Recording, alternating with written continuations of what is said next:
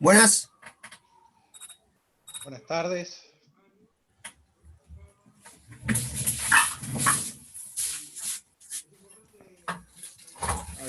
Había activado el video, pero no el audio. Buenas tardes, ¿cómo andan?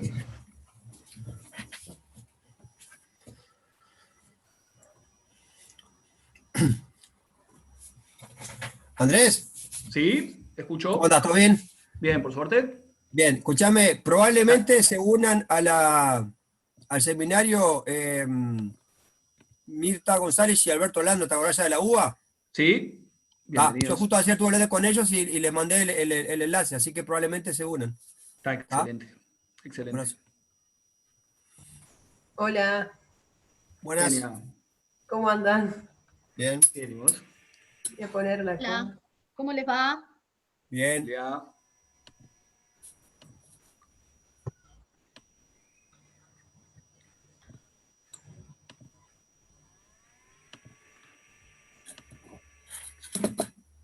Silvia, ya sos coanfitriona, así que me parece que podés ya compartir. Perfecto, perfecto. Me termino de poner Tranquila. todas las mantas y las cosas, que hace frío, y ya estoy. El frío que hace hoy es ¿Andan bien? increíble. Está Bien, impresionante. Está duro, sí. Impresionante, impresionante.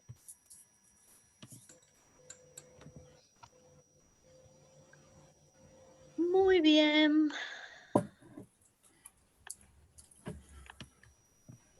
¿Se ve ahí? Sí, Sí, impecable. Dale. Buenazo. Aguantamos un minuto o Sí, algo sí, y sí. ya Sí, podemos... lo dejo de compartir, así los veo a ustedes. ¿Cómo les va? bien. Bien, por suerte. Bueno. El pequeño, ¿Qué tal? ¿Cómo están? ¿cómo andás, Inés? Inés. A ver, Natalia, trae a ese niño que lo quiero ver. No te No se escucho. te escucha.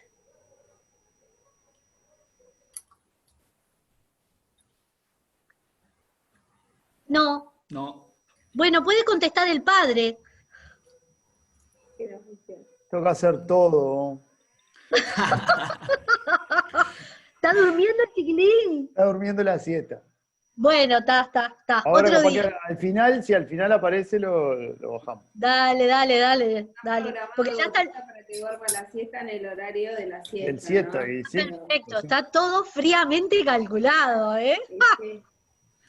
Todo aceitadito. En el horario del siesta, el chiquilín, sácate a la siesta. Ahora siempre. Buenísimo.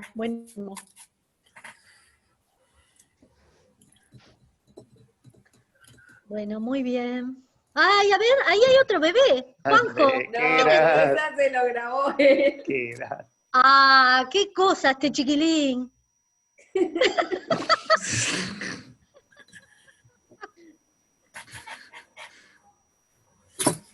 No, todas las pavadas. Bueno, pero ¿quién es esa bebé? Que diga él. ¿Qué bebé? ¿El que aparece acá? El hijo de Paula. El hijo de Paula. Ay, a ver, ponelo otra vez. Ponelo, tráelo. Bruno, vení. Con actuación y todo. ¡Ay, pero ese chiquilín está gigante! Es la cámara que te agrega 5 kilos, lo que pasa. Sí, me imagino. Y la madre que debe de poner toda su energía para que ese niño crezca. Qué lindo. Bueno, muy bien. Bueno, o sea, ya Silvia. somos 24. Dale, Ramón. Sí. Antes no, porque yo no sé si has entrado, que tenés de invitados a Mirta y a Alberto de Argentina. ¿En serio? Ahí, Sí, siempre acá estamos los días. estamos. ¡Oh! ¿Cómo les va? Bien, ¿Cómo andan? bien, ¿vos? Sabés que todavía no consigo que nos vean, pero detrás de la CESA, del Centro de Investigación, estamos los dos. Ay, bueno, un abrazo para los dos. Igualmente. Ahora voy a tratar de entrar por otro lado, así nos vemos. Dale, bueno. Bueno, Buenísimo, qué alegría. un saludo a todos, gracias por habernos invitado. y estamos muy atentos a lo que nos cuentes. ¿Está? Bueno, bueno. Un beso grande. Bueno, muy bien. Si querés compartir, ¿comparto? Silvia. Dale, dale. ¿Cómo le van, Albarte?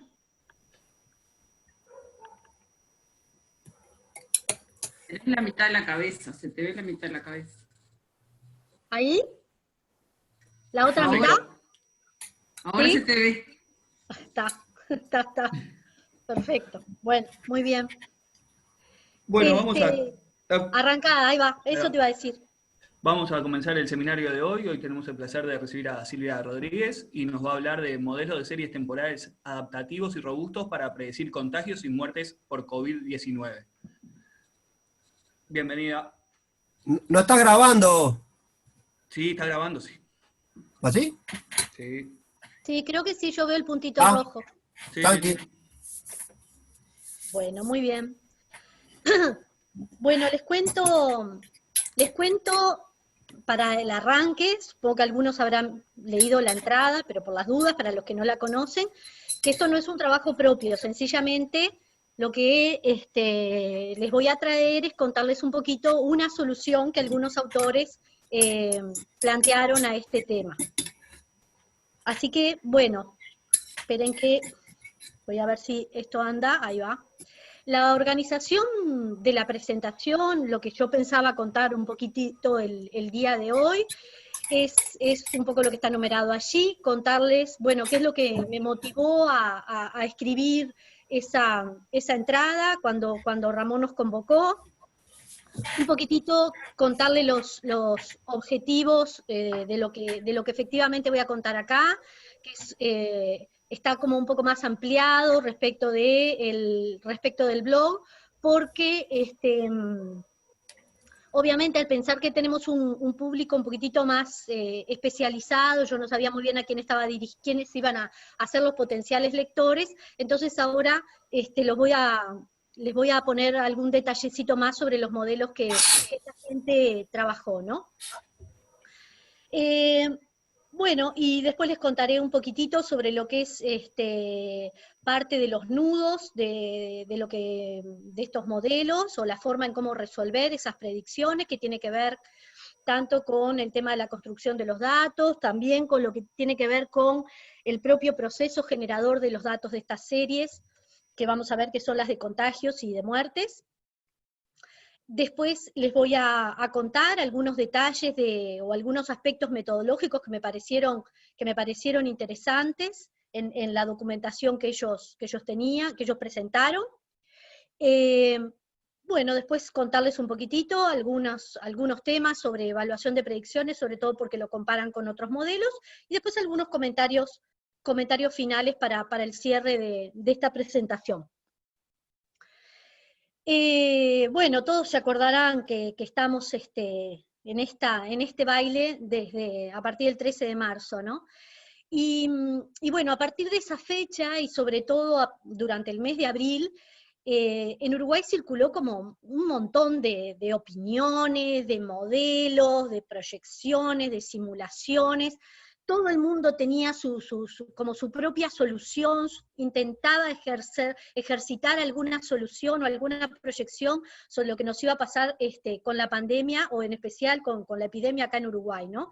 O bueno, a veces agarraban cifras de otros países e intentaban también hacer algún tipo de análisis. Pero la verdad es que en esa fecha, más allá de que las cosas ya se habían iniciado en China, ya en finales de diciembre, y en Europa ya estaban pasando por una situación muy complicada, había como mucho más incertidumbres que certezas sobre cómo se iba a desarrollar y qué era lo que iba a pasar con la evolución de la pandemia en América Latina y en especial en Uruguay. Así que, bueno, un poco eso, ¿no? Todo el mundo que quería entrenar algo, que sabía estadística, matemática, econometría o epidemiología, bueno, tenía sus modelos y circulaba un poco de todo. En esos días apareció también un artículo en La Diaria, de Graciela San Román, que lo traigo a cuento porque en ese momento fue para mí un disparador en ese sentido de esto que les estoy contando de la motivación, ¿no? Sobre lo que ella veía que eran las enormes limitaciones que se podía, sobre qué se podía modelizar con los datos que teníamos.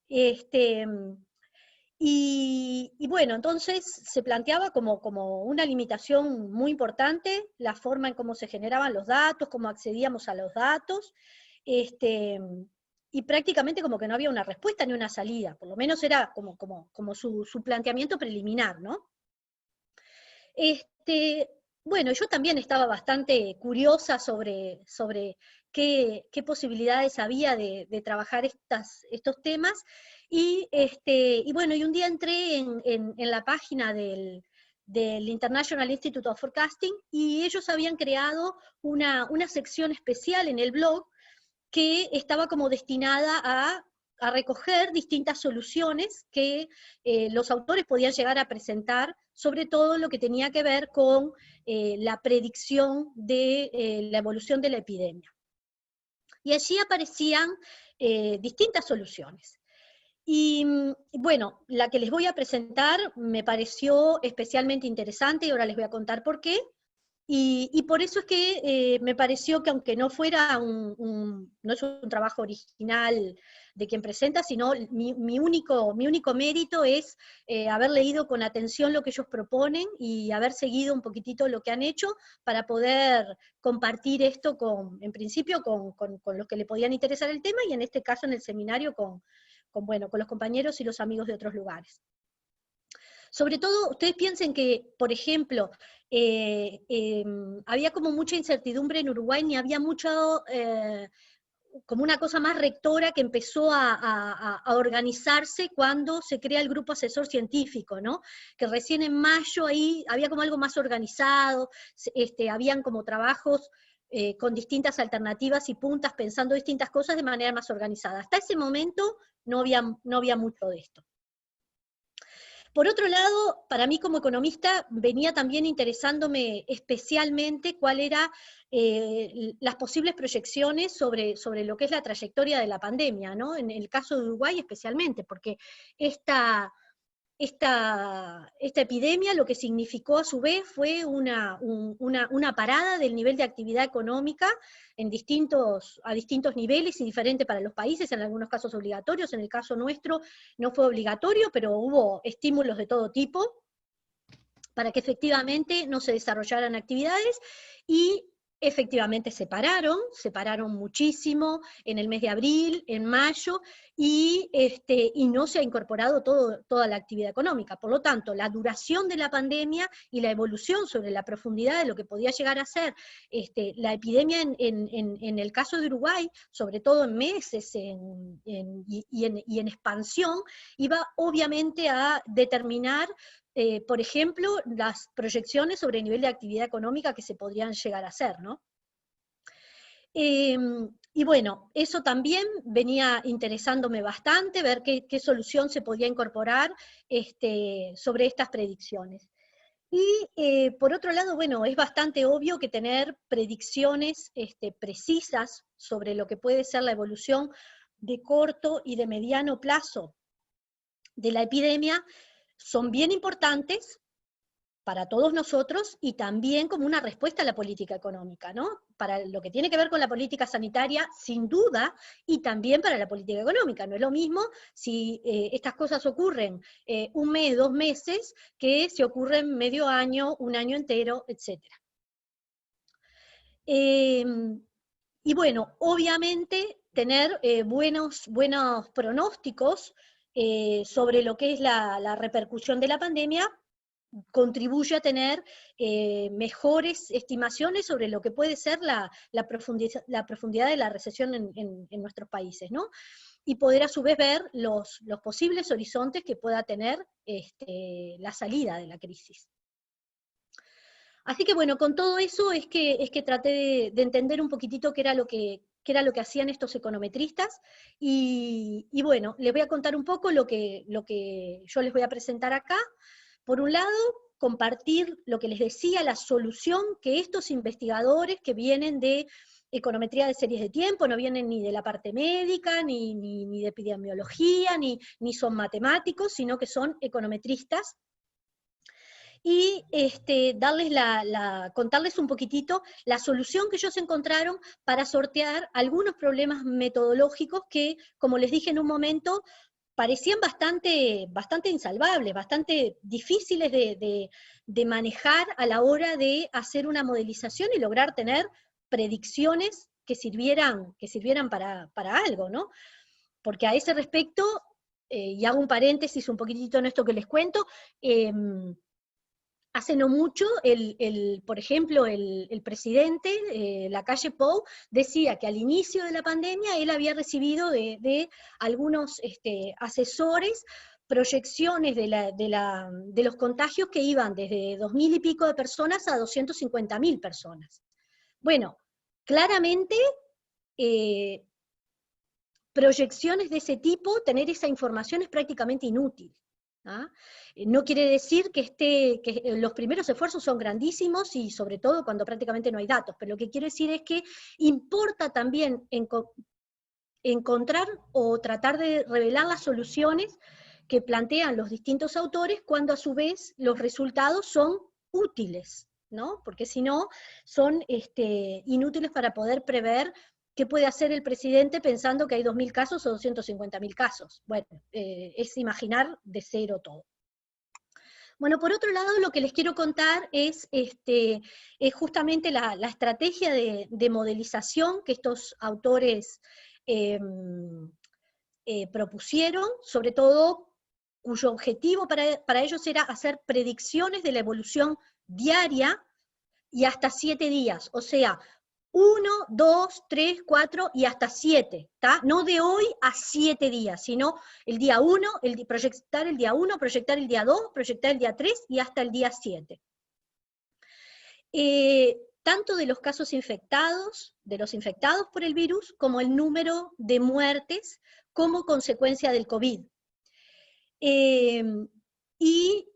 También otra cosa que fueron adicionando al tiempo fue tratar de poder predecir la fecha en donde se iba a dar los picos de contagios y los picos de muerte. O sea, no solamente hacer las predicciones diarias, sino también poder llegar como producto a dar los picos, ¿no? Los picos de máxima de contagios y de muertes. Bueno, lo que les voy a contar es entonces la metodología que estos autores, que siempre me hice referencia como estos y no dije los nombres, que son Jennifer Castell, Jürgen Durnick y David Hendrick, que de ahora en adelante la transparencia va a aparecer como CDH para no poner todos esos nombres. Y cómo sortearon entonces ellos las dificultades que tienen que ver con los datos y con las características del proceso generador de los datos para poder elaborar estas proyecciones de número de contagios y de fallecimientos. La publicación, ellos digamos, no solamente pusieron esta publicación en el blog del International Journal of Forecasting, sino también tienen un blog propio que es el que aparece allí abajo, esto que está acá, que es durnick.com COVID-19, en donde ellos actualizan en forma permanente para un conjunto de países las proyecciones diarias. Es una locura esta página. Bueno, acá hay, y como me parece que parte del nudo de todo esto, es que existen como 2 fuentes fundamentales de no estacionariedad. ¿Qué quiere decir esto? Estoy pensando en esta definición de estacionariedad en series de tiempo, que tiene que ver con que frente a un shock positivo o negativo, al corto plazo, en un determinado plazo de tiempo, ese shock se absorbe y la trayectoria de la serie vuelve, está atraída por la media, ¿no? Entonces, frente a un shock, se mueve en torno a esa media, el shock la golpea, la aleja, pero hay como un atractor fundamental que esa es la media. Bueno, en estos casos eso no ocurre. y no ocurre por diversas razones. Entonces vamos a, les quiero comentar un poquitito cuáles son como esas dos fuentes fundamentales que generan este incumplimiento de esa propiedad, que es bastante relevante. En lo que tiene que ver con la evolución de la propia serie, ¿no? Que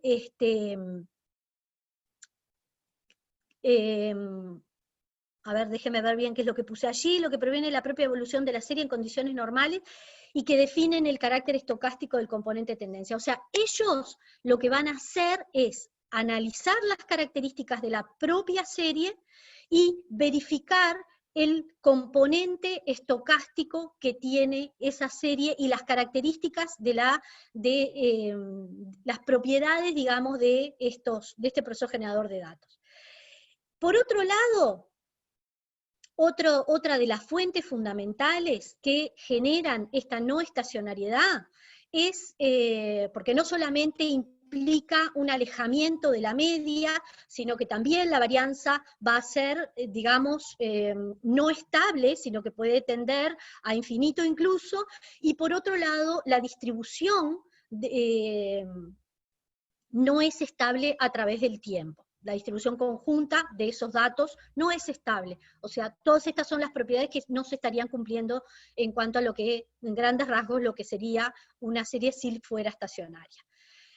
Otra de las cuestiones que pueden hacer, llevar a que esta serie no fuera estacionaria es la consecuencia de que exista, o sea, como consecuencia de que existan cambios bruscos, quiebres de distinta magnitud que pueden llevar a que la evolución de las variables no tenga ese comportamiento más estable, más estacionario, cuyo atractor podría llegar a ser la media. En presencia de estos fenómenos, entonces, lo que ocurre es que no hay ninguna fuerza dinámica que asegure que los datos vuelvan hacia ese valor predeterminado, ¿tá?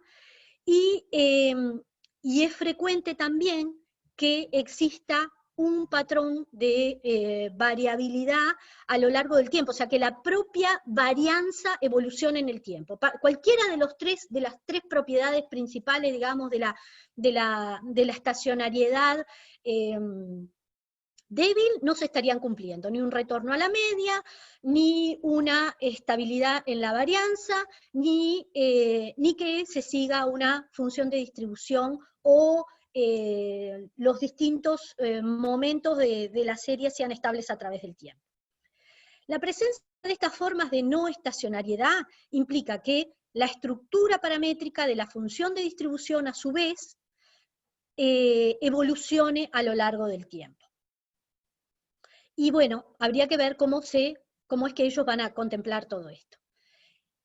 Así que bueno, la modelización de la serie que, como les dije, es contagios y muertes, cantidad de muertes y cantidad en número de contagios, tiene el desafío de poder representar adecuadamente esa forma de no estacionariedad que tienen los datos.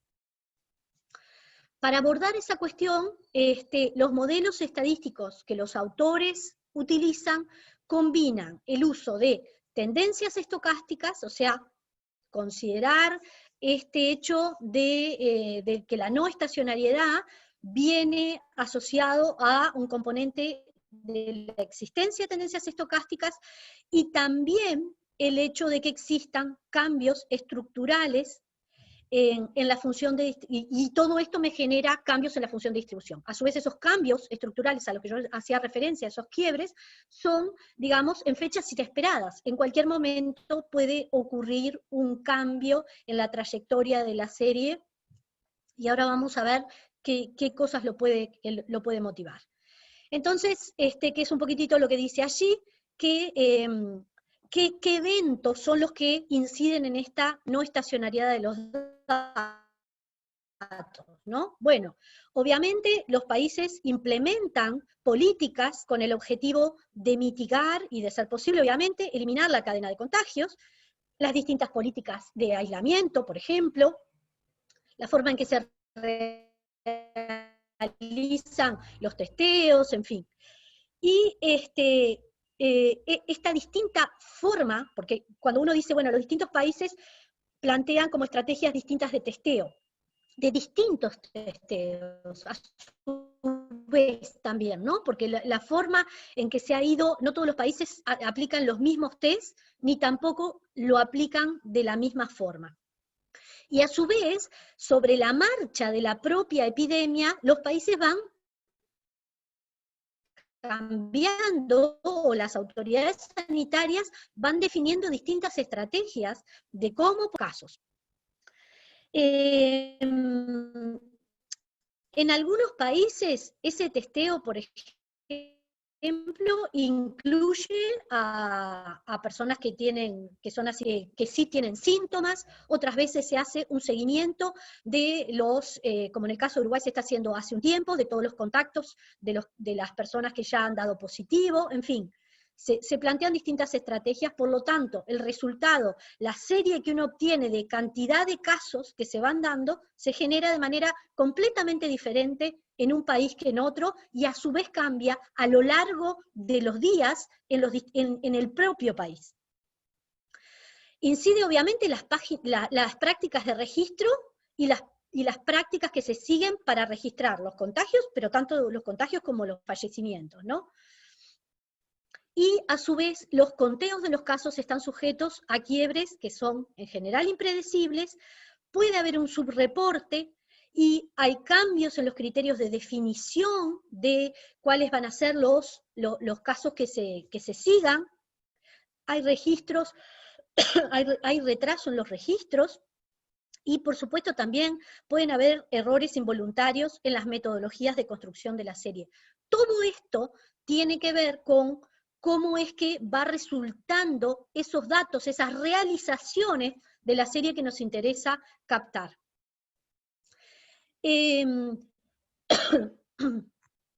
Como les dije anteriormente, estos autores adoptan un enfoque metodológico que no es el más extendido, digamos, como, ¿a qué me estoy refiriendo? El más extendido inicialmente, por lo menos en Uruguay, lo que se ha visto, que son el tipo de modelos epidemiológicos, ¿no? Entonces ellos tienen otro enfoque, se basan en modelos de tendencias estocásticas, y a su vez se considera en forma explícita esos cambios de la función de distribución de los datos que ocurren en forma continua, digamos. La propuesta que ellos plantean consiste en aplicar ahora después lo vamos a ver con más detalle escrito en una ecuación, la aplicación conjunta de operaciones de diferenciación, como las que se pueden usualmente aplicar en los modelos de Box y Jenkins, asociado también a técnicas de saturación, que ahora después les voy a contar un poquitito de qué se trata esto, o en más detalle, que la idea es aplicar un conjunto de variables cualitativas, de variables dummy, cuyo objetivo es recoger los quiebres o los puntos críticos que se van produciendo en los datos en el transcurso del tiempo. De este modo, entonces, los autores atienden dos fuentes de estacionariedad que mencionamos. Por un lado, la que tiene que ver con la no estacionariedad en los datos, y la otra, la no estacionariedad en la recolección de la información. Y permiten entonces construir modelos predictivos robustos que se van adaptando a esos cambios de comportamiento en los datos.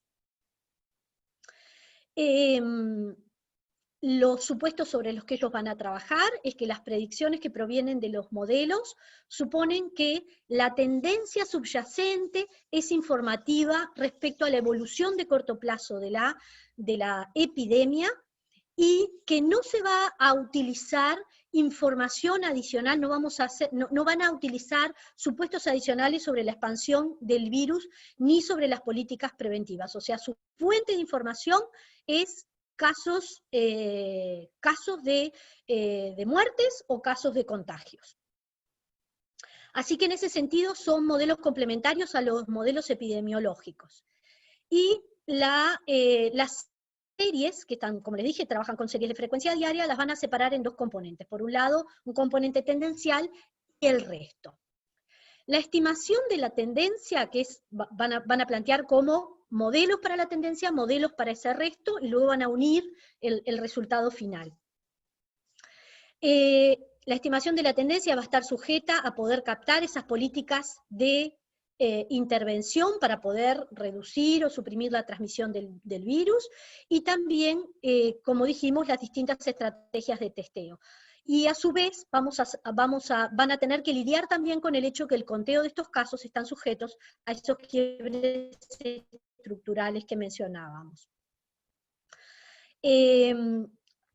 Por lo tanto, acá tenemos, repito, y por eso está acá como en negrita, una cuádruple no estacionariedad.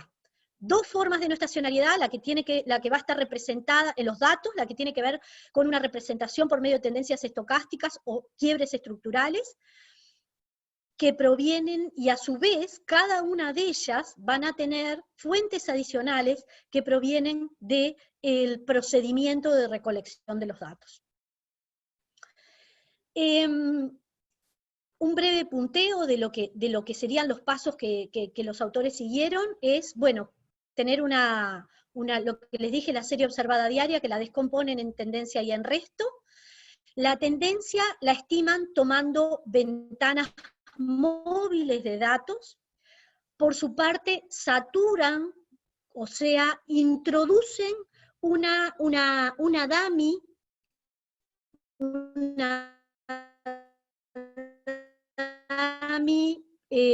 determinística a través de una dummy para cada observación de los datos. Por eso ellos utilizan lo que han, digamos, llamado este proceso de saturación con estas intervenciones, que en este caso son variables que pretenden recoger los cambios de los quiebres estructurales de la tendencia.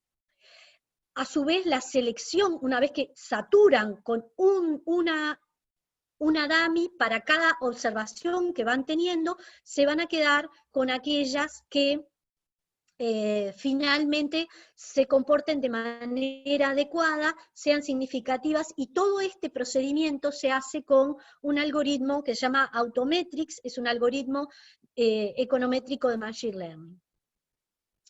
A su vez, las tendencias lineales que se seleccionan se promedian para poder tener una tendencia flexible, y tanto la tendencia como el componente que no es la tendencia, o sea, el resto, ese residuo, se van a predecir separadamente usando un método que ellos especialmente diseñaron, que se llama método CAD, que fue creado recientemente para participar en la competición M4 que se realiza en cada oportunidad. El procedimiento, entonces, hay una cosa que lo caracteriza, que es esta aplicación del método de saturación, y la idea de poder incorporar ese método de saturación con estas dummies es fortalecer la robustez de la estimación, y a su vez dar una flexibilidad en la estimación del componente tendencia al mismo tiempo. Lo que viene aquí es un poco esto que contamos un poquitito, ponerlo en algunas fórmulas, y lo que tenemos allí que se denomina ese MUDT,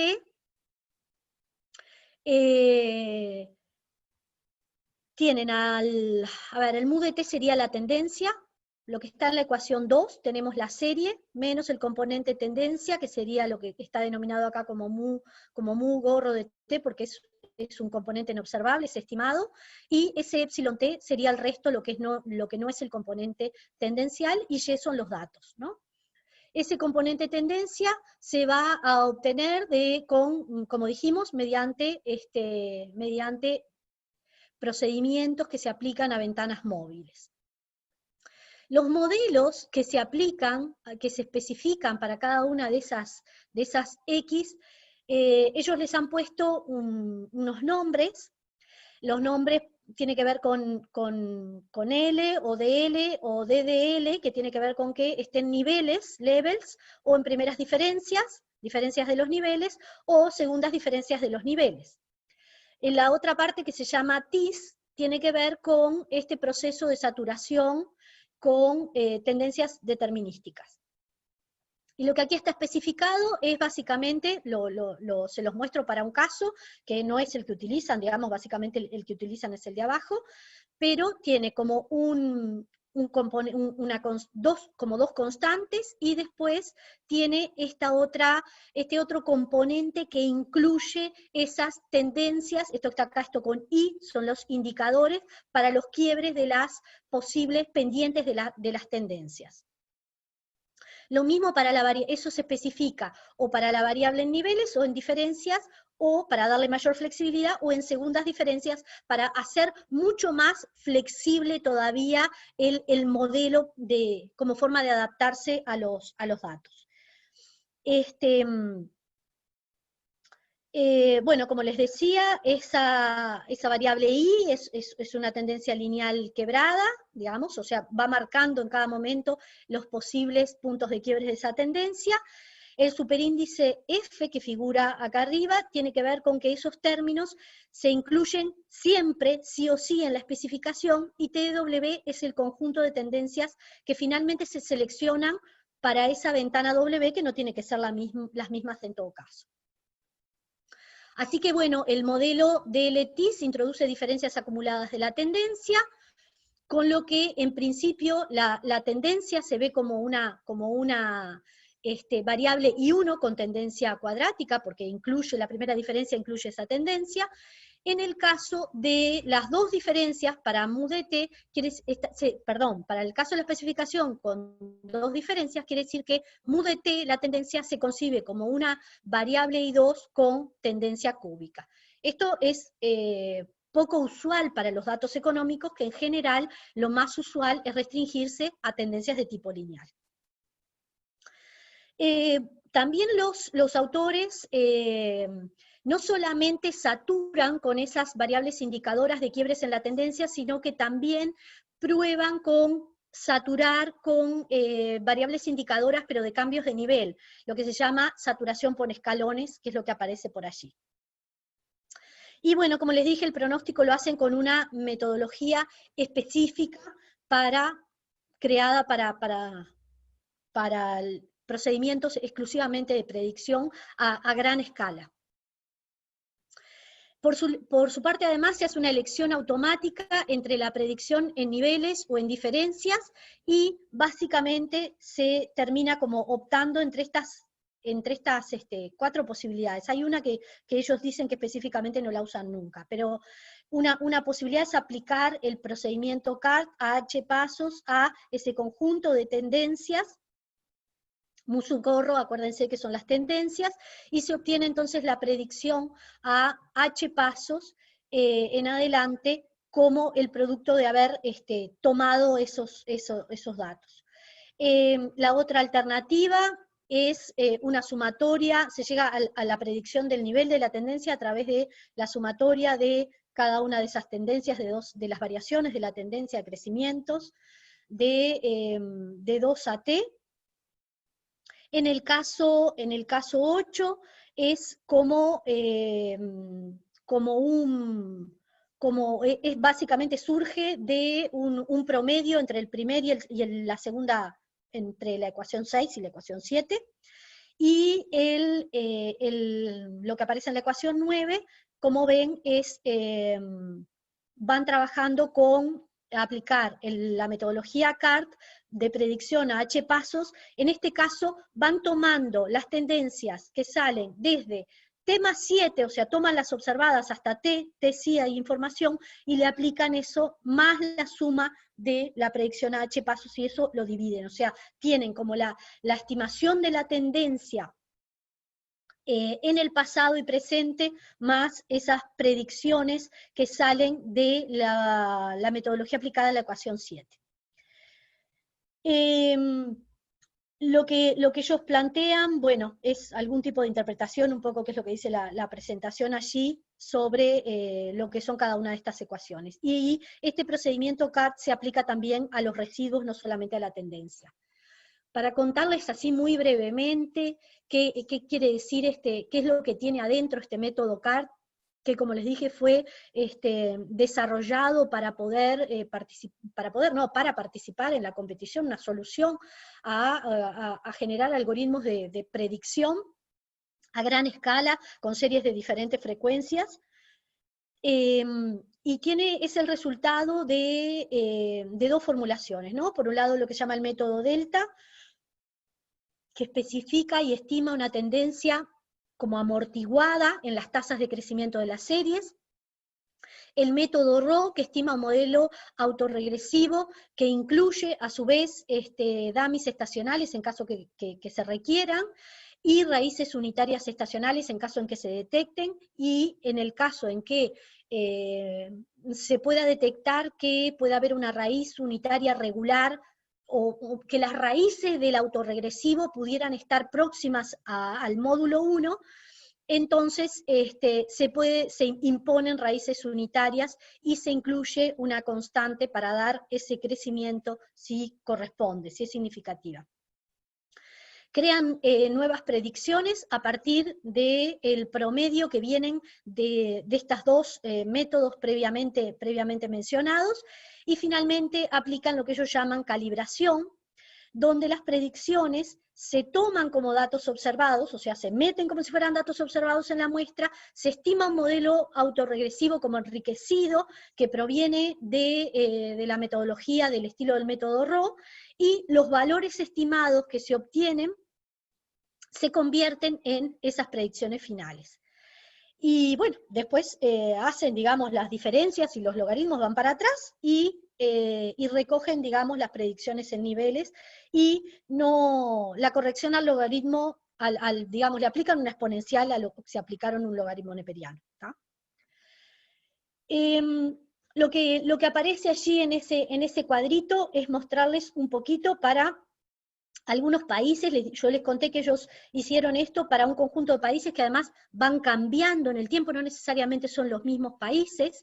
Justo una compañera me preguntaba, Silvia, ¿y ellos cuando trabajan con estas series, fijan casos mínimos? ¿Hay un mínimo de observaciones que requieren para poder aplicar esto? Bueno, parte de la selección de los países con los que ellos trabajan tiene que ver con casos mínimos, la muestra mínima que requieren para poder aplicar esta metodología, que es, inicialmente fue, para casos confirmados, por lo menos tener 250 en los países, y 30 el mínimo de muertes. En abril cambiaron estos mínimos y los llevaron a 2.000 casos confirmados y 200 muertos, como para poder incorporar al país y la información correspondiente de este país, para incorporarla en el procedimiento de predicción.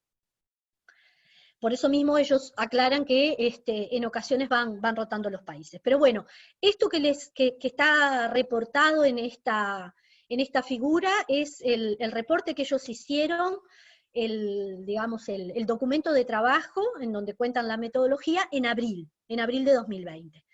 Y bueno, acá tienen para los datos para confirmados o para muertes de Gran Bretaña y Europa, Estados Unidos, China, Alemania, Dinamarca y Italia, y bueno, y para cada uno de estos países o conjuntos de países, acá lo que muestra es, digamos, el modelo que ellos eligieron para cada oportunidad, o sea que cada país puede, digamos, las predicciones correspondientes a casos confirmados o a muertes pueden modificarse, digamos, los modelos que se utilizan para cada caso. ¿Tá?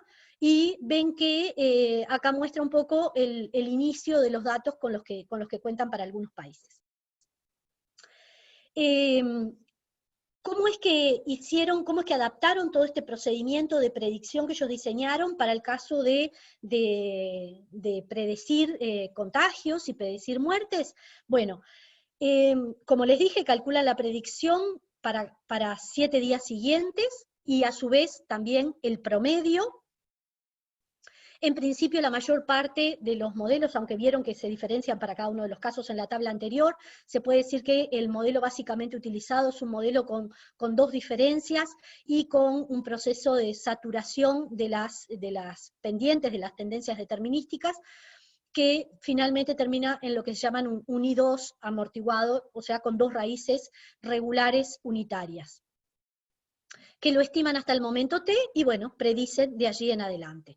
También calculan un promedio de predicción de las últimas, una predicción que es el promedio de las últimas 8 predicciones que salen de estos dos modelos. Y por otro lado, otra cosa que ellos detallan es que cuando encuentran un punto de inflexión, en ese momento ahí hay como un switch y se cambia el modelo que se utiliza para para llegar, cuando se llega a esos picos, ¿no? En ese caso, el modelo sigue siendo de 2 diferencias, sin embargo, la saturación se hace con variables de escalón y ya no con variables de tendencia. Bueno, y la predicción promedio es el resultado de promediar 4 predicciones, y cada una de estas 4 predicciones salen de haber estimado hasta el momento T, o hasta el momento T-1, o hasta el momento T-2, o T-3, ¿está?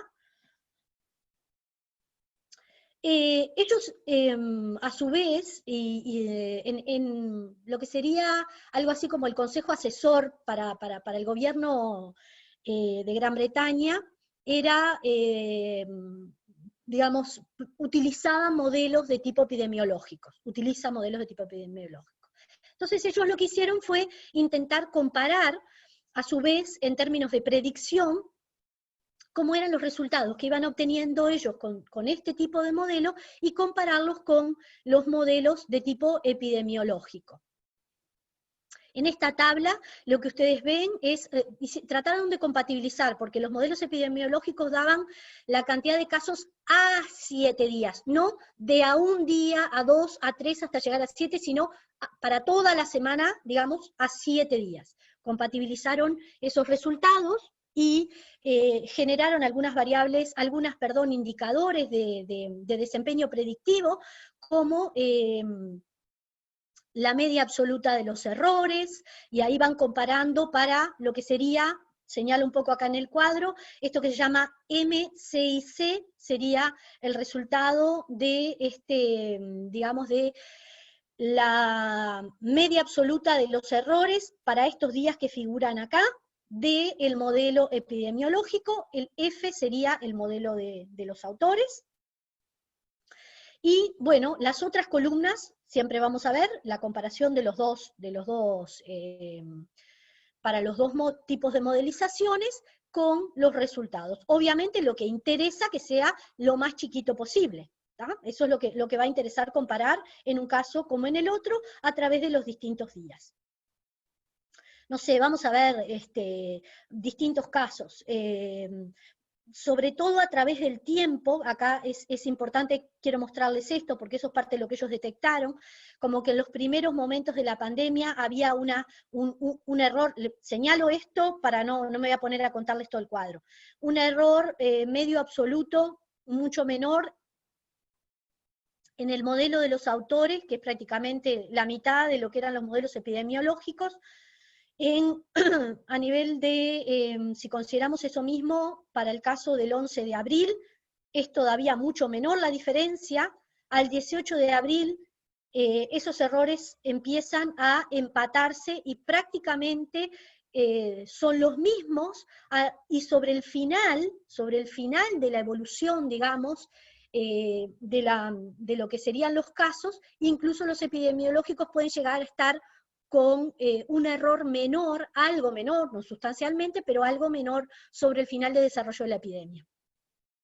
Por tanto, esto lo que hace es, muestra el complemento entre este tipo de modelización. Al inicio del desarrollo de la epidemia, la predicción diaria es mucho mejor con estos modelos, sobre el final los epidemiológicos tienen incluso un mejor comportamiento. ¿Qué diferencias, digamos, uno puede tratar como de marcar sobre lo que serían estos modelos, que yo los voy a poner como negro y blanco, no porque conozca los modelos epidemiológicos, sino que estoy, por supuesto, contándoles a través de la interpretación que hacen los autores. Pero lo que sí hemos escuchado, nosotros acá en Uruguay, lo que escuchamos básicamente son los cuentos que nos hacen cuando salen en conferencia de prensa, que tampoco detallan el tipo de modelos que utilizan, pero son del tipo de epidemiológico, habla mucho del R, etcétera, de si va por menor que si está por debajo de 1, si no, no sé, nunca detallan demasiado el tipo de modelo con el que trabajan, pero se puede deducir que son del tipo epidemiológico. Los modelos, vuelvo a la presentación, los modelos epidemiológicos usan modelos matemáticos que tratan de explicar lo que ocurre con el proceso subyacente de los brotes, no sé los brotes, de los brotes, y para eso adoptan, digamos, un número de parámetros interpretables que son los que le hacen seguimiento, estimación y seguimiento. Por ejemplo, el número R. Y las predicciones se basan en esa representación de cómo es que evoluciona, cómo trabaja ese proceso subyacente de los brotes. Y las predicciones son extrapolaciones de esas relaciones que en el fondo son relaciones de tipo determinístico que se van estableciendo, simulando, etcétera, pero son de carácter determinístico. En cambio, los modelos que estos autores están planteando no pretenden ser explicativos, sino que están basados puramente en los datos de las series observadas, de datos diarios, y observan la evolución, incorporan la evolución, y los cambios que se van dando, y en base a eso predicen lo que ocurrirá en los próximos días. Y su principal característica es que son modelos de tipo estocástico. Comparaciones recientes, porque esta gente sigue trabajando diariamente y actualizando estos modelos, que además les cuento como una anécdota, toda esta enormidad y sistema gigante de predicción para un conjunto muy grande de países, la corrida y que le da lugar a las predicciones a 7 días de los datos observados, de la tendencia, de la media de la tendencia, etcétera, lo hace todo en 30 minutos, lo tienen sumamente aceitado. Bueno, lo que les decía es que en esas comparaciones recientes, bueno, ellos recogen que sigue ocurriendo esto mismo, ¿no? El hecho de que sobre el inicio de la enfermedad, a nivel de las predicciones diarias, de la expansión, digamos, de la epidemia, a nivel de las predicciones diarias, sus modelos tienen un mejor desempeño. Sobre el final del desarrollo de la pandemia, empatan, o incluso puede haber una diferencia a favor de los modelos de tipo epidemiológico. Por tanto, lo ideal sería trabajar en forma complementaria, ¿no? Poder obtener los resultados de ambos. Acá les traigo también un gráfico que ellos pusieron, de los muchos que ustedes lo pueden ver si entran en la página de Durnick, en donde les muestra, para el caso de, es difícil ver este gráfico, no es muy maravilloso, pero esto que está acá sería el resultado de los modelos epidemiológicos. La gris, la que vemos, la que logramos, si logramos verla, la gris, serían los casos observados, y la que tiene, digamos, este diseño de la rayita cortada sería los distintos los resultados de la predicción del modelo de los autores. Hay varias rayitas de todo tipo, porque están, digamos, ven que es para distintos días, ¿no? Desde el 20 de marzo hasta el 5 de abril. De todas maneras, lo que ustedes pueden ver es que en esta primer parte, la gris, que es la que marca los datos observados, y la evolución de los epidemiológicos, ven que no tiene un muy buen desempeño. Pero a medida que pasa el tiempo, ven cómo se va adaptando, se va mejorando y acercándose a los datos observados. ¿No? Es un poco para representar esto que les decía. Bueno, en cuanto a tratar de resumir un poco esto, que fui a toda velocidad, porque pensé que además me iba a llevar mucho más tiempo para explicarles.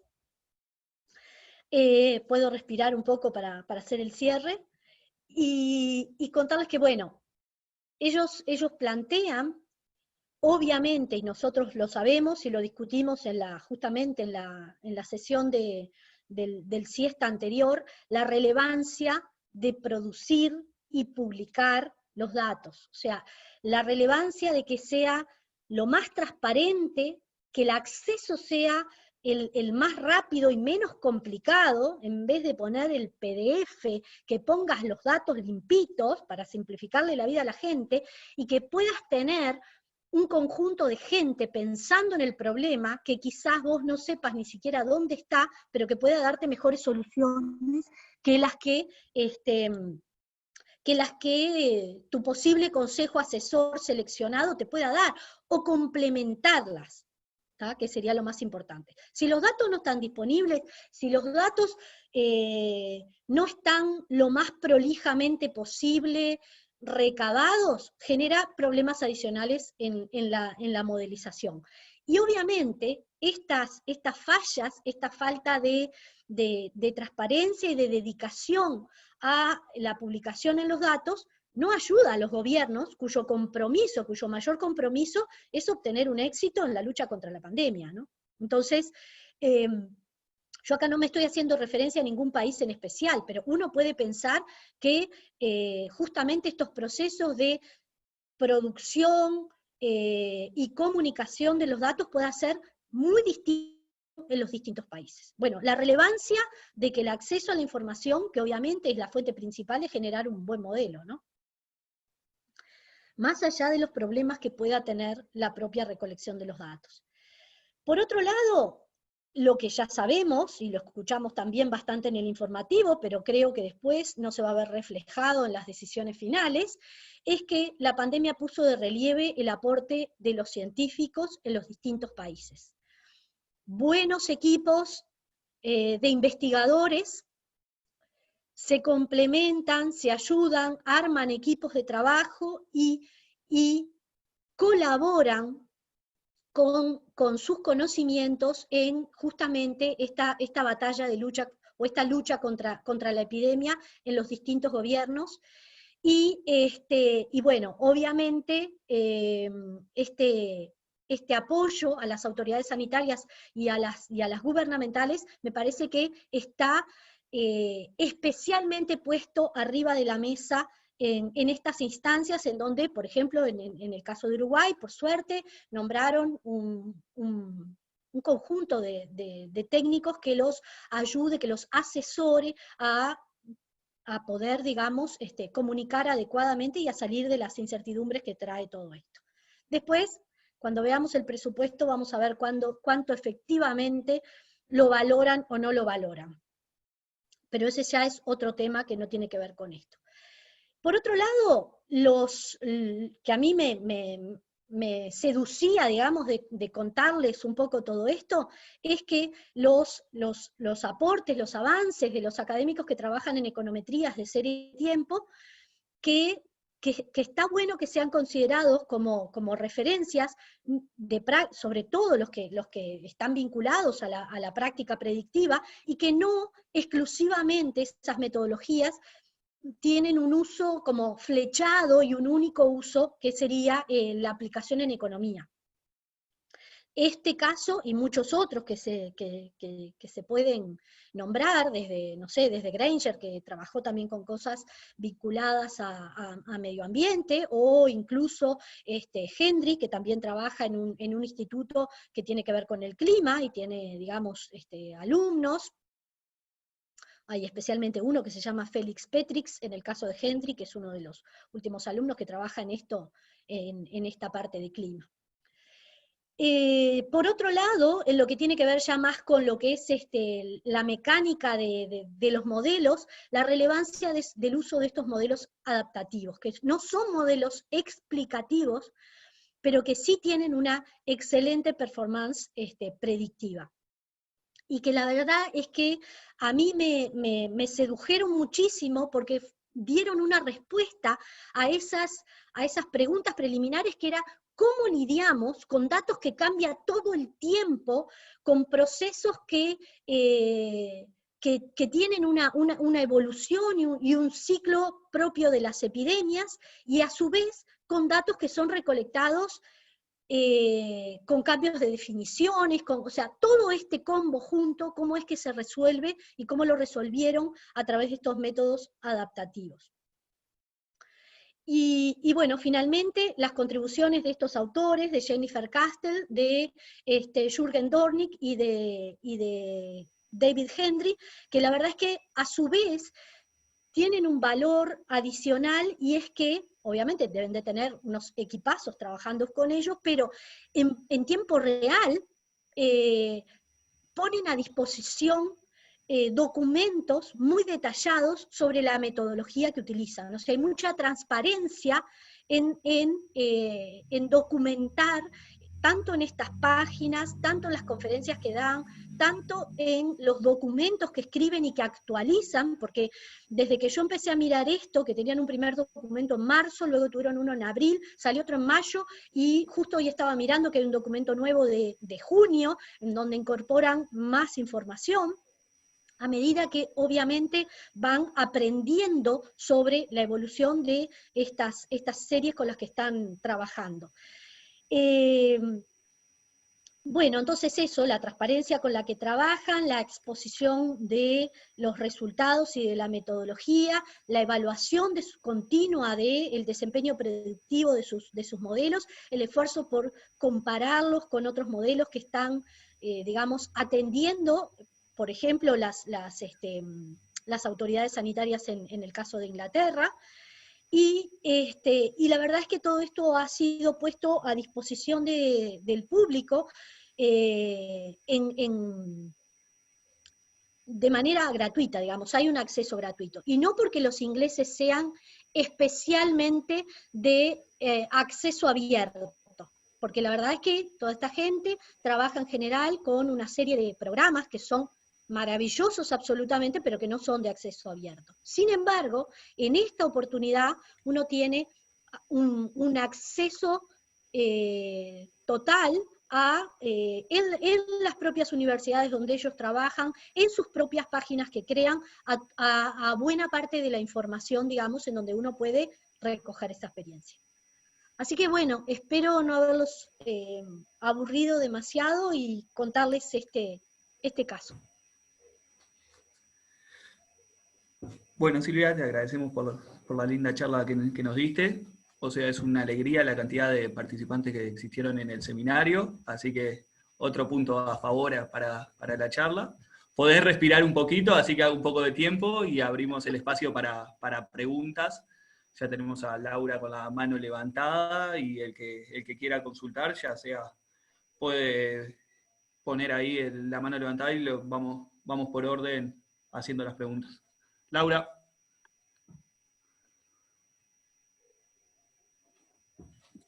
Gracias, Silvia. Yo creo que vinculado con lo que planteamos en lo que se planteó en el seminario anterior, no me cierra mucho que sea la cantidad de casos lo que se modelice, cuando sabemos que todo eso mucho depende de los test que se hagan.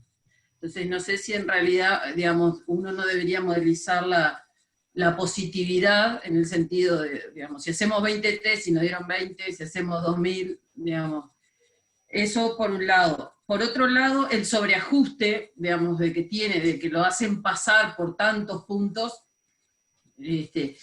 y en esos, la pregunta tenía que ver con el hecho de que en esos errores, digamos, en esos modelos, ¿qué supuestos se hacen con respecto a los errores? En los problemas epidemiológicos, el error no necesariamente va a tener covarianza cero, por justamente, no es lo mismo si los casos son de 33, en nuestro caso, que, digamos, tienen ahí una correlación donde se dieron, digamos, no estaría cumpliendo con alguno de los supuestos, supongo, no sé cómo todo el mundo trata eso. Bueno, en el caso de lo que decías de tratar el número de casos y justamente la forma en cómo son medidos, es parte de lo que ellos dicen que tenés el tema de la no estacionariedad en la recolección de los datos. Ese es parte del problema, y por eso un modelo súper adaptativo no quiere decir de ajuste, porque ellos dejan muy claro que los modelos, buenos resultados en predicción, no están asociados a los modelos con mejor ajuste. ¿tá? Adaptativos en el sentido de que frente a los shocks o frente a grandes errores, rápidamente, justamente el modelo recoge esa información, digamos, se alimenta esa información y corrige sus predicciones en forma Sí, pero inmediata. eso tiene que ver con las indicatrices que le pones. Digamos, Y le las estás diciendo diferencias, las que te va para un diferencias. lado, vos le encajas la indicatriz y enseguida vuelve. Pero es las diferencias en la indicatriz lo que te hace eso. Porque si vos tenés un cambio de nivel, si vos no haces la diferencia, el error es permanente. En cambio, si vos haces una diferencia, tenés un error en ese momento del tiempo y el resto lo anulaste. Entonces ahí esa doble diferenciación hace prácticamente, permite como que el error se dé en el punto y después lo absorbe inmediatamente. Y me habías dicho algo más y se me fue, Laura. Lo de los datos. Que la cantidad de casos, no sé si me parece que es lo que uno debería modelizar. Eso. Porque todo eso sabemos que depende de la cantidad de test que se hagan. Hemos tenido meses esta discusión. Sí, por eso mismo, creo que la respuesta que ellos dan es esa, eso sí es lo que te decía, que básicamente considerar que hay distintas estrategias de testeo que cambian en el tiempo y por tanto la forma de recolección de datos se te mete adentro de la propia no estacionariedad de la serie, es lo que ellos encuentran que este tipo de modelos resuelve eso más allá de estos cambios. Pero me habías dicho lo de los errores, si los errores estaban correlacionados o no. Bien, ellos viste que hacen como dos estrategias. Por un lado, se quedan con un componente tendencial, que a su vez alisan y demás, y por otro lado tienen el resto de la serie que puede ser, incluso hasta pueden encontrar, yo he visto en un webinar que dieron hace poquitito en junio, lo estaba bichando ayer, que incluso podés tener hasta componentes estacionales, no por la forma en cómo se da la enfermedad, sino por cómo se recolectan los datos. Entonces, en algunos casos en Brasil, por ejemplo, veías que tenían una estacionalidad impresionante, y es porque, yo qué sé, lo sacaban el viernes y te los mandaban el lunes. Bueno, entonces todo ese tipo de cosas las van incorporando en ese residuo. Y en ese residuo, la forma en cómo tienen de modelizarlo, o con un AR, o con un MA, y cómo van haciendo esas mezclas, creo que allí solucionan ese problema. Un AR, algo de eso tienen que tener. Un AR y más. En la parte del CART, del procedimiento de predicción CART, viste que tenía una parte, dos alternativas, el ROY y el delta. Y ahí es donde ellos modelizan ese resto con eso. O sea que creo que por ahí eso lo soluciona.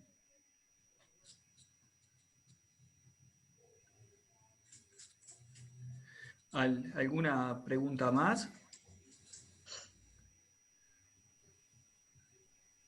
Bueno, te pregunto yo, Silvia, una consulta, sí. que sea I2, no quiere, o sea, no está influyendo en que, o sea, como que está esperando un crecimiento exponencial al arrancar la pandemia, por lo tanto tenés un buen ajuste ahí al inicio, puede ser que al ser I2, o sea, esté jugando un rol a favor en el inicio para o sea, obtener mejores resultados.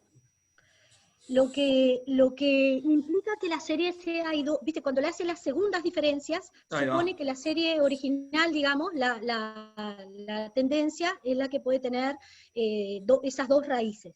Pero a su vez, el hecho de que vos la concibas como un I2, le da toda esa flexibilidad al proceso de crecimiento y a la propia pendiente. Entonces, el juego que hace esa mayor flexibilidad de incluso esa posible sobrediferenciación, es lo que le da la flexibilidad al modelo, y a su vez lo que hace es, como vos tenés esa saturación a través de las dummies, que te captan variaciones en la tendencia, al hacer esas diferencias, hacer un poco lo que decía Laura, vos imaginate que tengas efectivamente cambios en la pendiente, ¿no? Que vos lo que haces con cada dummy decís, la pendiente era así, al día siguiente la pendiente es así o no, y eso es lo que vos te vas quedando. Cuando vos te equivocás en la pendiente, eso te genera un error en ese momento del tiempo. Con las diferencias, eso no sigue de largo. Lo que hace es, te capta el error y adapta, digamos, se queda con cuál. Se cortó, Silvia, se te cortó.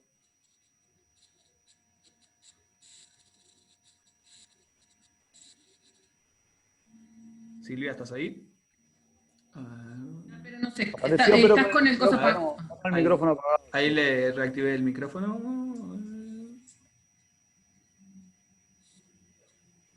Y ella lo apagó.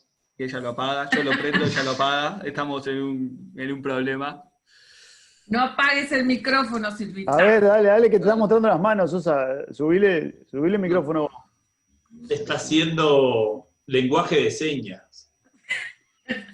Ahí va, que ella no está haciendo nada. Subile el micrófono vos, a ver si podés. O sea, yo lo estoy reactivando, el micrófono, y no me lo Ok. y no lo reactiva. Silvia, reactiva el... Ahí, ahora sí. Ahí está. Entonces, básicamente esa doble diferenciación, que sí, uno la puede interpretar como que la original, como que la tendencia estocástica, no la determinística, la estocástica, tiene una trayectoria que ya no es lineal, sí quiere decir eso, pero es adaptativa. Eso le da un nivel de adaptabilidad mucho mayor. Muchas gracias, Silvia. Nacho. No, bueno, súper divertida la charla, sí. Quería dos preguntas súper cortitas. Una es si tienen, o sea, si ahora esto que último comentaste de los autores y que dejan disponible cosas, si hay disponible como una herramienta para poner los datos de tu país y ver la estimación del modelo. Si probaste ponerle la serie de Uruguay, digamos. No, yo no lo probé. Y no, me parece que lo que no ponen a disposición es, digamos, no te dan el software para que vos lo corras, para que tú lo corras. Por otro lado, sí tienen un GitHub en donde tienen ahí un montón de cosas, si te metes en la página de Durnic, ahí vas viendo, digamos, ahí te va metiendo. Creo que lo que no te dejan es eso, bueno, te llevo los datos y ustedes lo arman. Por otro lado, y esto está vinculado también un poco al tema de los casos. Y yo esto también lo pensé en una de las últimas conferencias en donde salieron los científicos a decirnos, ay, no se enloquezcan, que los brotes es lo que tenemos que vivir de acá en más con esos brotes. Que en un momento, dentro de las cosas que está bien, es una conferencia de prensa, no te van a poner a detallar el modelo con el delta no sé cuánto, ¿no? Pero Paganini en algún momento hizo alguna referencia como a dos cosas. Una, que trabajaban así como con un promedio y un alisado en las tendencias, se ve que por ese lado también se hace, y lo otro que deslizó es que cuando tienen poquitos casos se les volvía muy inestable. Y viste que en este caso, en el caso de los autores, estos que yo estoy haciendo referencia, trabajan con un mínimo de casos confirmados, casos de muertes, que a esta altura nosotros, por suerte, quedamos totalmente afuera. Es muy probable que cuando la cantidad de casos es muy chiquita, vos pensás todo lo que perdés, digamos, en esta formulación que están haciendo, no sé si sería adaptable para el caso de Uruguay. Eso es lo que, digamos, falta pensar, ¿no? Bueno, esto tan divino que a vos te encandiló, Silvia, ¿qué haces con el caso de Uruguay? Bueno, tendría que ver cómo esto se podría adaptar y si los niveles de errores en la predicción siguen siendo más chicos que los epidemiológicos, sobre todo porque estamos también en poquitos casos. Y es muy probable que también los epidemiológicos sean muy inestables, también. Pero no lo sabemos porque no sabemos las predicciones. O sea, por lo menos yo no sé, Nacho, si vos me contás dónde puedo encontrar los modelos que están aplicando, y las predicciones, los errores de predicción que están aplicando los modelos de nuestros científicos, yo no encontré nada de eso. Sí, o sea, igual mi pregunta iba a que si estuviera como el software medio disponible ahí, uno no piensa nada, pone los datos y mira qué pasa. Me parece que no. Me parece que no, otra cosa que sí pasa de muchos modelos que se aplican en muchos países y que son difíciles de adaptar para Uruguay, es que muchas veces como tienen, o sea, los otros países son más grandes, básicamente, entonces tienen como varios casos en distintas ciudades y usan distintas series, y eso te da mayor identificación de los parámetros del modelo, y acá tendríamos esencialmente una, yo qué sé, no sé, capaz que podés Sí, acá solo separar usan uno. Montevideo, yo capaz, pero nada. Entonces, muchas de las cosas que se hacen afuera no son directamente aplicables. Sí, pero pará, yo tenía otra pregunta, que era Dale. igual te digo esto, sí, hay varios modelos en la vuelta, me parece que podés tener más suerte con el equipo de GIAD que el GACH. El GACH medio que no saca información para afuera. De hecho, no fluye tanto incluso al interno. O sea, hay información ahí, pero es mucho más fluida los equipos de la universidad. Ahí hay alguna. Creo que en las primeras notas había algún modelo medio estimado. Incluso había Sí, uno eso- que tiene que ver con la pregunta que te iba a hacer ahora. Creo que la segunda o tercera nota es un modelo como Semi-exponencial. sencillo, algo así simple como para predecir a corto plazo. Mi pregunta Sí. iba a ser si ellos contrastan contra un modelo epidemiológico que es algo complejo, y entonces es razonable eso que les da. En el corto plazo le gano, porque el otro está tratando de modelizar toda la epidemiología de la epidemia, y capaz que en el después, con un plazo más largo, medio que es lo mismo, o incluso a veces pierdo. Mi pregunta es si probaron con algún modelo por el otro lado, con algún modelo simple, y vieron si le ganaban a ese en el corto plazo. Ellos, Sí, ahí está. O sea, los autores, claro, no, yo lo que encontré en este ahí documento va. era la comparación solamente con estos casos. Sí, en el blog del Journal, del International Journal of Forecasting, ahí sí, ahí sí tenés como distintas aproximaciones, desde modelos de serie de tiempo mucho más simples, que los mirás y te da la sensación de que no pueden caminar nunca, pero ellos mismos, que yo sepa, que yo solamente recogí la información disponible, ¿no? Lo que estaba en las páginas y nada más. Eso no lo sé. Y alguien preguntó algo, me parece. De Sí, me están diciendo que Autometrics.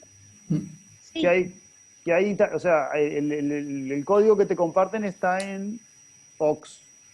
Sí, Oxmetrics. Por eso te digo, Pero Ox no es público, ¿no? No, es muy No. caro, es maravilloso absolutamente, tiene un desarrollo fantástico, súper bien documentado, pero lejos está. Lo que hacen es, por ejemplo, lo podés usar en un pendrive, ¿tá? Si alguien lo paga, después vos lo podés usar. Pero son muy machetes los ingleses, por eso me sorprendió a su vez este nivel a su vez de transparencia, que sí lo tienen, cuando con el caso no es lo mismo una cosa que la otra, ¿no? No quiero confundir. Una cosa es la transparencia, la metodología y en el detalle de lo que están haciendo, y otra es el programa. Pero el programa es pago, Autometrics es una parte de Oxmetrics, y este es un programa que diseñan ellos mismos. Gracias. Silvia. Sí.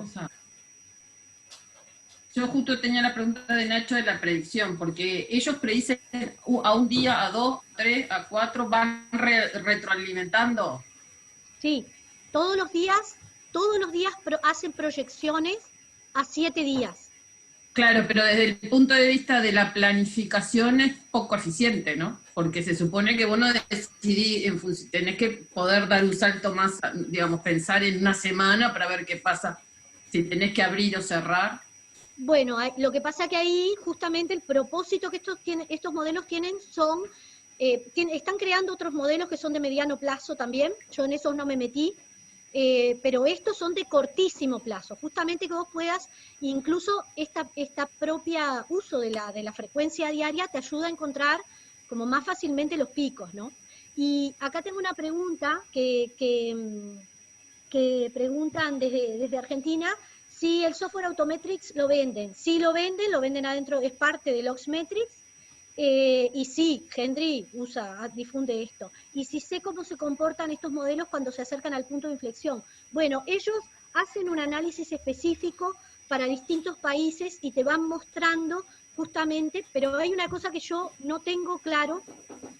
Vi que lo que hacen es testean y tratan de encontrar la fecha del punto de inflexión y la van estimando, que incluso en algunos países es más complicada que en las otras, cuando, por ejemplo, la forma de recolección de datos tiene como mucha estacionalidad, entonces tenés un pico para allá arriba, y es porque, bueno, juntaron toda esa información y recién la mandaron hoy.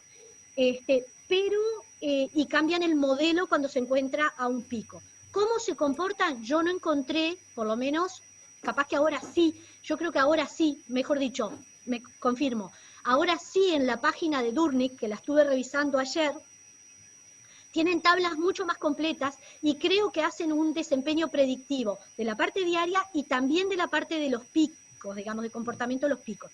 No la miré específicamente para hoy, para contables. Bien. ¿Alguna pregunta más que tengamos? Gabriela. Sí, hola, ¿qué tal? Excelente charla. Buenas. Quería saber si tienen si muestran sobre las predicciones, alguna comparación con los datos que fueron recogiendo, ¿no? Si hay, digamos, porque bueno, ellos hacen todo esto, pero ¿qué es lo que pasa cuando los aplican? Cómo se comportan los datos en función, digamos, las predicciones en función de los datos que van apareciendo. Sí, ese cuadrito lo hacen para todos los países, y ese cuadrito que yo les mostraba, para que lo comparto y te lo muestro, para que lo busco, dame un instante. Este es un cuadrito más viejo, ahora tienen unos más nuevos, pero esto que figura acá justamente son indicadores en donde contrastan la diferencia entre los casos observados, digamos los verdaderos casos que se reportan respecto de las predicciones que ellos hacen, lo mismo para el caso de los epidemiológicos, y ahí con esos errores calculan, por ejemplo, estos indicadores que es la media de los errores absolutos, el promedio de los errores, etcétera, ¿tá? Distintas medias, distintos indicadores de sus propios errores, que están conformados justamente en base a los errores de tu predicción con los datos observados. No sé si te contesto a lo que me preguntabas, Gabriela. Sí, no, bueno, digo, pero ¿qué evaluación hacen de si son buenos o no? O sea, Sí, son muy buenos, ¿no? Mira, incluso son muy buenos y te muestran, tienen como distintas cosas que van mostrando su propia, no solamente los errores, sino también la adaptabilidad del modelo. Ayer yo estaba mirando en este webinar que hicieron para Brasil, y te mostraban justamente, para el caso de Brasil, ¿viste? Imagínate como un pelo que está florecido, ¿no? Que tiene como, tenés el pelo y las ramitas que salen al costado. Bueno, entonces ellos te iban mostrando cómo te iban quedando le iban quedando para el caso de Brasil, predicciones de la tendencia que iban para acá, y cuando el dato observado corregía, volvían, y a veces iban para el otro lado, te iban mostrando la adaptabilidad, digamos, que iba teniendo, a su vez, las correcciones que ellos hacían de sus propias predicciones, día a día. Claro. O sea, ellos hacen esta evaluación. Bueno, bárbaro. Gracias. Gracias, Gabriela. ¿Alguna pregunta más?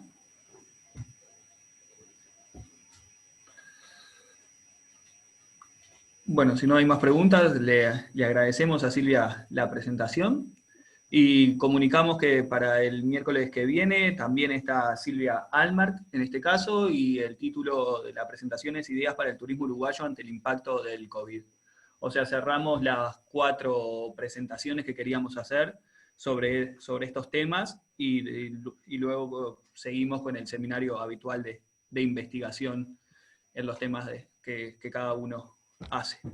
Bueno, le agradecemos la presencia a todos, o sea, contentos nuevamente, lo digo, por la cantidad de público presente, y nos vemos el miércoles que viene. Bueno, un gusto compartir este rato. Espero que no les haya dejado la cabeza así. Gracias, Silvia. Chao. Chao. Chao. Sí. ¿Vos al final qué pasó ahí en tu trabajo? ¿Para qué me está hablando que me